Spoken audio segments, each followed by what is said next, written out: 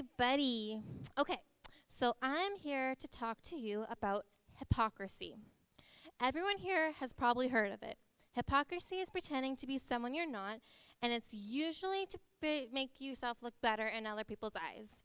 It's just when your actions don't match your words. Hypocrites are actually very dangerous to have in your life. Matthew 7:15-20 says, "Beware the false prophets who come to you in sheep's clothing, but inwardly are ravenous wolves. You will recognize them by their fruits. Are grapes gathered from thorn bushes or figs from thistles?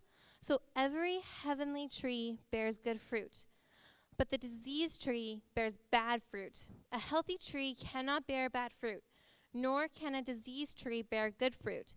Every tree that does not bear good fruit is cut down and thrown into the fire. Thus you'll recognize them by their fruits." Okay, so we just learned how we can recognize a hypocrite. It's by their fruits, their actions, their behaviors. Pretty simple, right? Well, let me tell you why hypocrites are dangerous. It's because they can be contagious.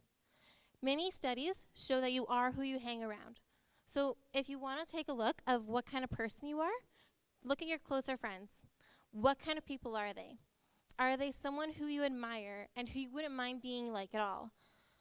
Are they compassionate, patient, kind, quick to forgive others? These are some of the God qualities that we can look for. We bear the fruit of the same thing we take in. So if you put a cookie dough in the oven, would you pull out a lasagna? That's like ridiculous. And you get cookies because that's what you put in the oven. So you get what you take out of it. Talking about pulling a lasagna out of the oven is not going to get you lasagna if you put cookie dough in the oven. It's just not how it works. We don't always know it, but we're constantly taking in the things around us. That's why hypocrites are contagious, and that's why they're dangerous. We don't realize that we're actually consuming their fruit. Growing up, I was a hypocrite.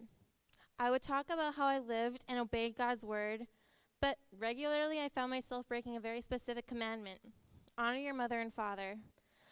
I am, and always have been, a very stubborn person.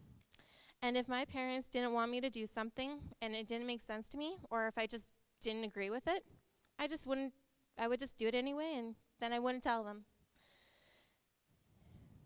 So how's that for walking the talk? I didn't even realize until I got around others who had really good fruit that I was a hypocrite.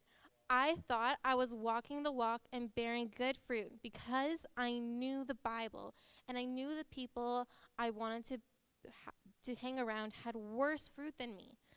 By comparing myself to the people around me, I got blinded by how I was being negatively influenced.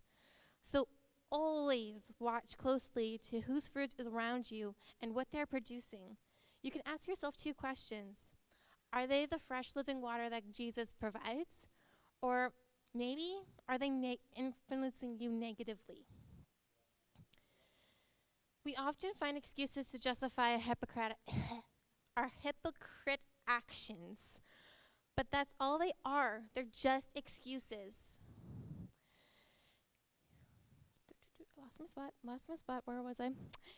If you're in a situation where you are bearing bad fruit, or you have someone in your life who is a very negative influence, I would definitely encourage you to reach out for help.